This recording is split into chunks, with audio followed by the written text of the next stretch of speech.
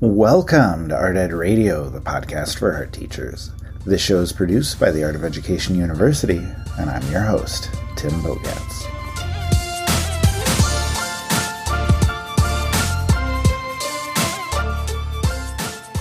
As you probably know, AOEU's Pro Learning Platform releases new content every single month, and we are going to have today's conversation. We're actually going to do this last week to celebrate the new release, the new Pro Learning Pack.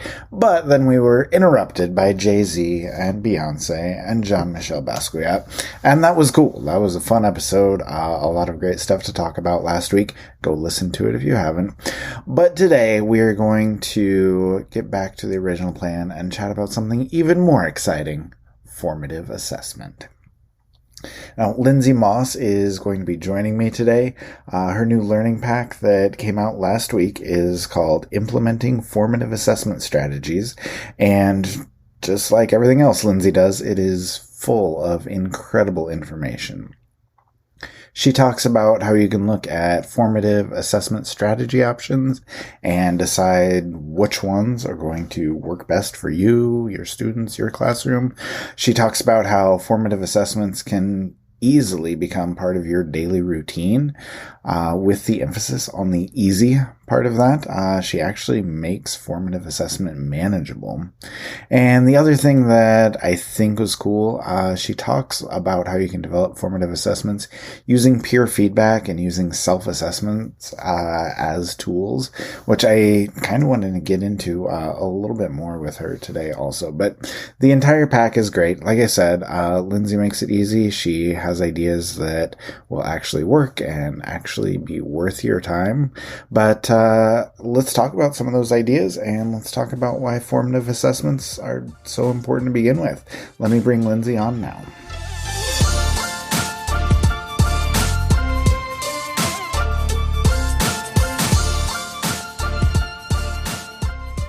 Lindsey Moss is joining me now. Lindsey, how are you? I'm good. How are you, Tim? I'm doing quite well.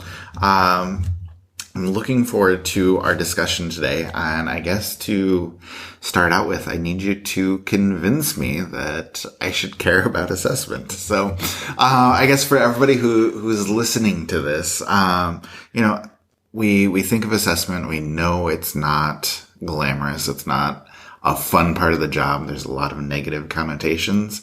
I suppose I shouldn't be quite so negative before we even start, but I know, I feel like this is an uphill conversation. Yeah, I'm sorry. So let me just open it up to you. Sure. What do you like about assessment, and why do you think it's important for us as educators to care about assessment? Okay, so I guess maybe I'm not the perfect guest for this because I actually don't really like assessment that much either. Well, no, that puts us all on an even playing field. Okay. Like, I know, like Janet Taylor, she's been on before. She loves assessment. Yeah, that's not me. Okay, yeah. So let's go with just why should we care about it? Like, what does it help us do in the art room? Okay, so I'm gonna put an asterisk here. I do not like general assessment. I don't like summative assessment. Like, it doesn't feel super purposeful to me unless you're really celebrating a kid's success. Mm-hmm. But what I like is formative assessment, because I feel like that is where you can really move a needle on what a kid is learning. Like, I think back to my art experience and how many times in my high school art class I would get something back from a teacher and there would be a score written on the back or a rubric, and I would think to myself, oh, would have been helpful if I'd known that, you know? Or, you just get it back with like a 92 on it, and you're like, okay, great. And it's just completely meaningless. Right. It didn't really help drive the process at all. And also, you're probably not going to do that exact same project again ever, So how did that help? And then, I mean, we all have like those moments, I think, that are formative in our educational, our understanding of who we are as art teachers. And mine was my freshman year of college. I was in a drawing class, and it was like drawing one, and it was taught by a TA. I will not share his name, although it was seared in my brain till I die.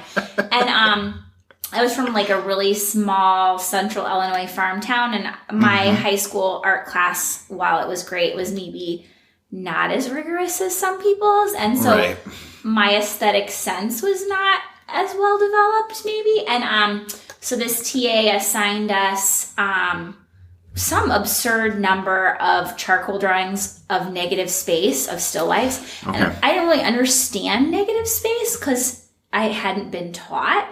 And I also didn't have experience with charcoal. So I was back in my dorm room and I was like, you know, a ship without a compass. And I did like 4 of them. And then, you know, when you're uncomfortable, you revert to what you know. So I got out like neon chalk and I was like trying really hard to do negative space in like fuchsia and lime green because it just felt better to me. I turned them all in and he wrote on the back of my stack, "Lindsey, your art makes me sick. Never do this again." Yeah, and it was a lot. You know, I was a baby. I was like 18 or 19. Yeah. And I remember having like maybe a moment of clarity there that this was not my fault. I didn't know how to do this. And if at any point there was like a check-in or a conference or feedback that would have steered me in the right direction, I would have learned from it instead of it being like a really terrible experience. So I take that with me as a teacher because I think so many times we have assumptions about what kids know, either because they've been in our program for a long time or in a colleague's program. It's not always true. You know, sometimes they know less or sometimes they know a lot more than we think they do. Yeah. And if you're not checking in with kids, you're missing the opportunity to really have them grow. So I think formative assessment is the best way to do that. Yeah, absolutely. So let me ask you this then. Well, first of all, I'm sorry you went through that. That sounds like just a ridiculous experience. Yeah, so, it's okay. It makes you stronger, right? I think so. I can tell that, you know, like a lot of years later, it's still like, still sticks a little bit. In the voice, it still stings, yeah. So let me ask you though, for people who don't do a lot of formative assessment or maybe looking to do more, what are just some basic strategies that you think people can start with or easy ways to get started with formative assessments? Sure. So, you know, there's an arts administrator that we've had on for pro, and you probably have talked to him on the podcast, Nick Gill. I love Nick so much. Nick.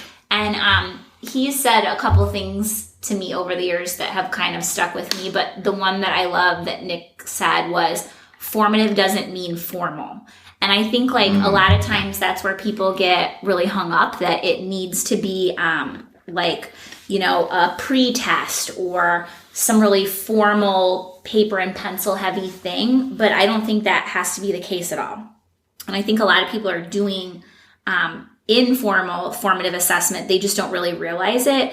And maybe by being a little more mindful or intentional about that, you can really help kids.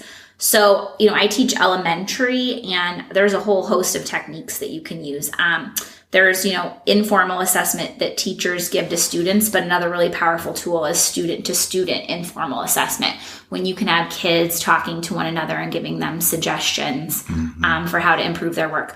But one really basic thing that I do, I have cups that I bought at a party store. I have like a huge party pack of like red, yellow, and green solo cups, and you can put them on a table. Because I feel like with little kids, you know, if they aren't sure how to proceed with something, then they'll just quit, right? And it's good to have them be a little more metacognitive about their understanding and their process. So I give them a stack of cups, and if you have your green cup on the top of the stack, it means, you know, everything's cool, you can continue. Yellow is like, I might need your help when you have a minute. And red is like, I'm just going to sit here until you get to me. Yeah. And that's, I think, the kinesthetic movement of the cups is really fun for them. And they like having that signal. And then they also aren't waiting with their hand in the air during a project. They can feel like you're going to scan the room and come see them. So that's kind of simple. But I mean, you know, there's a lot of oldies but goodies. Exit tickets. I'm not as big into exit tickets because to be totally transparent, I have so many kids, I don't have a lot of time to review those outside of class. Right. So my formal assessment tends to happen like live and in the moment. Like, fist to 5, how well do you understand this? 5 fingers if you could teach somebody else, 3 if you feel like you've got it, 0 if you don't even remember you're in art class. So those things seem like really basic, but when you make them, I think, part of the everyday rhythm of your art room, you kind of normalize asking for help, asking for clarification, relearning, and emphasizing process. So it's less about when a kid is all the way done what they've made and more about the journey getting there and being a guide for them. Yeah, absolutely. Okay, so there was a lot there. Sorry. No, I love all of it. Everyone go buy cups. Yes, that is the takeaway from the episode today. I have 2 things specifically in there that I want to ask you about. First is the peer-to-peer strategies assessment. Can you sort of give a couple more examples of what that looks like in your art room, like how you do those peer-to-peer assessments? Yeah, sure. So I feel like I should put like a little bit of a warning on that. Like, it's in order to have really successful peer-to-peer formative assessment, you really have to have set up a classroom culture where kids are okay giving and receiving criticism. And I think the younger they are, the harder that is to initially start.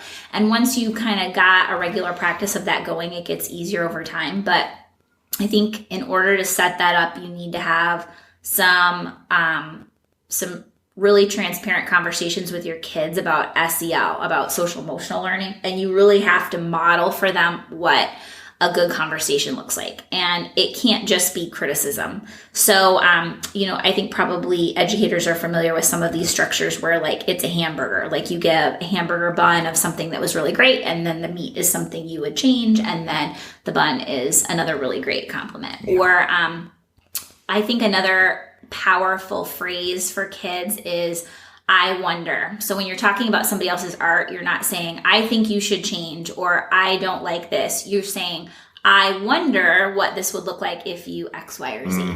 But the fact that this is all formative, I think is helpful too, from the social emotional learning component, because I think it's less threatening because it's not a finished project. Kids aren't as invested. And so these conversations need to happen more during a planning phase. So you have kids commenting about each other's thumbnails or preliminary sketch. So there's still time to change it, right? So it's not somebody saying, I thought your project could have had more XYZ, and you're just kind of left thinking, well, that would have been good to know. Right? It's happening so early in the project that a kid could, if they wanted to, still change the trajectory of what they're making. That's not to say they always do, but sometimes they do. So.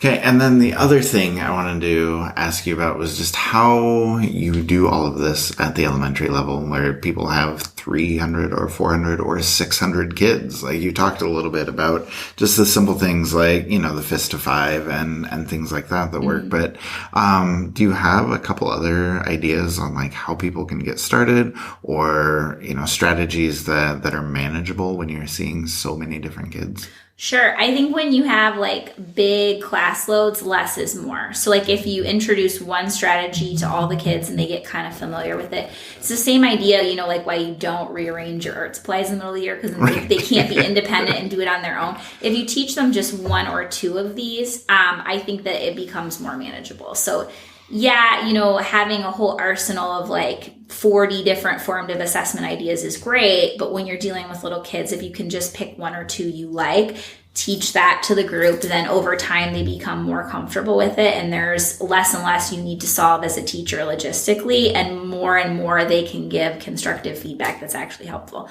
So I think it's something that builds over time. So it's not something that is going to come intuitively to kids the first couple times you do it, but over the course of a school year, I would say usually by about 3rd quarter, it's kind of a well-oiled machine, but it does take a little bit of time. Yeah, fair enough. Everything you want to do with 500 kids takes some time. So yeah, that's but the thing to remember too, though, is when you have I have kindergarten through sixth grade, you know, for the bulk of those kids, it's not the first time they've heard it. Because once you've had them as a kindergarten or first grader, then you've got second and third graders who've done it a couple times. So the first year is the hardest, but it'll get easier from there. Yeah. Yeah. And then one other thing that I'm just curious about is like when I'm teaching at the secondary level, I have kids do a lot of self-reflection. You know, I mean, we do the peer critiques. We have a lot of conversations between students and myself, but I also ask them to do a lot themselves. Can you or do you do that at the elementary level? Like, are there self-evaluation strategies that you put in work? Like, can you do self-evaluation assessments with the elementary level? And like, what does that look like if you are doing that? Yeah, you know, I feel like for me, that's my older kids. That's like fifth or sixth grade. I don't know. To me, that seems like higher level thinking because it's easier, I think, to look at somebody else's work and imagine a different direction or a next step they could take. Right. But when you are so immersed in your own work and your own planning, sometimes it's harder to see the forest for the trees. And so especially with elementary, I think self-assessment or self-formative assessment is really important, but a lot harder to teach. Yes. And so, I mean, if I was going to share one way I kind of do that with my fifth and sixth graders, I would say that goal setting is like maybe a more palatable way to introduce that to them. Because sometimes it's really hard if you've come up with a bunch of thumbnails for a project as a fifth or sixth grader, you know, and you're trying to self-reflect and formatively make some decisions without peer feedback. But I think goal setting makes more sense in that lens. Like if you're thinking about a goal for your artwork and then answering whether or not, you know, this particular thumbnail or this particular sketch answers that goal, that's maybe a good way to start them on the path to thinking about that critically. Yeah, that's really, really good. Okay, so Lindsey, thank you so much for chatting with me about all of this. I know it's a big topic. I know it's tough for people to do, but we appreciate the advice. We appreciate all the strategies. So thank you. Yeah, thanks for having me. A wonderful conversation with Lindsey, as always. If you want to hear more from her, check out the learning pack on implementing formative assessment strategies. We'll link to that, of course. But also check out the YouTube kindergarten series. Lindsey was on the podcast here last month, talking about a lot of things, but specifically how we're going into this year dealing with kindergartners and first graders who had never seen the inside of a classroom before. So because we're all sort of facing that dilemma, maybe not sure how to handle that, Lindsey put together some incredible content for YouTube. It's called 123 ART, and you can find it on AOEU's YouTube channel. We'll make sure we link to that as well. And I don't mean to make this entire episode about go watch this, then go watch this, but I really do think that all of the things that Lindsey has put together are really helpful and really worthwhile. So take a look at the Pro Learning Pack, check out the YouTube series, or pass along the YouTube series to someone who needs it this year. If you're not teaching kindergarten, I'm pretty sure you know someone who is, and maybe share that with them because I think it will be really helpful for them. But between all of that, hopefully you can find some good ideas to bring back to your classroom and make your classroom run a little bit more smoothly this year.